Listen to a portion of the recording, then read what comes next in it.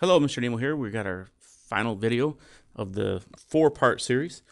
We're going to talk about angle measure here. We're going to ask you to do some other things with these triangles, but hopefully you can utilize your skill and mastery of scale factor to find some side lengths.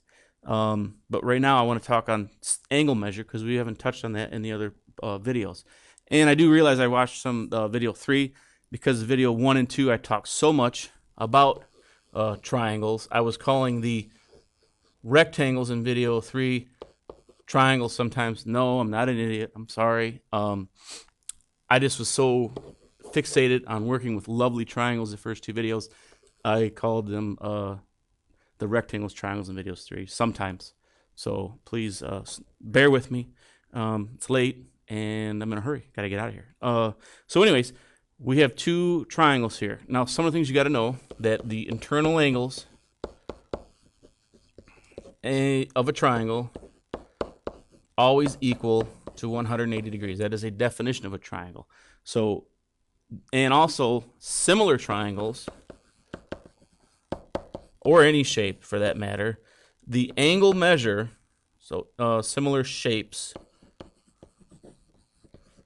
the angle measure, I have awesome handwriting, doesn't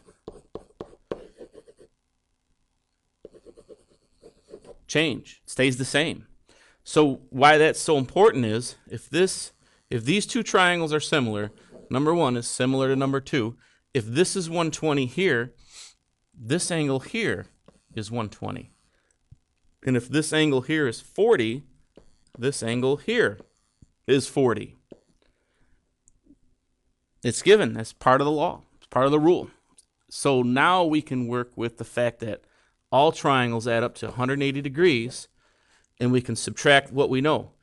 Subtract the 120, which is right here, and you get 60. Then let's take away the 40 degrees that our triangles share, and then you get 20. So that means the unknown angle up here is going to be equal to 20 degrees. And if it's 20 degrees in this triangle, it's going to be 20 degrees in that triangle. Hopefully that makes sense. Angle measures do not change. Even if the size of the shape changes, the perimeter changes, the area changes. The perimeter changes by the scale factor of the same scale factor of the side lengths. The area changes by the scale factor times scale factor. That's the change in the area. That's our multiplier, right?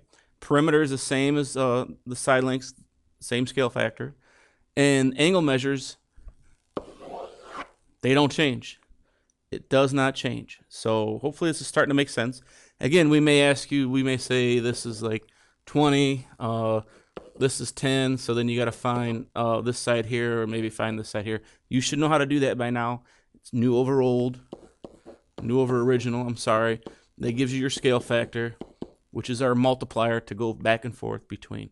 So follow your notes, follow what you did in other portions of the test, and use it on the rest of the test, and you should do really well. Study, study, study. Utilize my note card that I made. My note card kind of follows along with the quiz. So if you use my note card as you're following through these videos, it should make sense why I put things in the order that I did on the note card, and it should make sense why I put those things on the note card.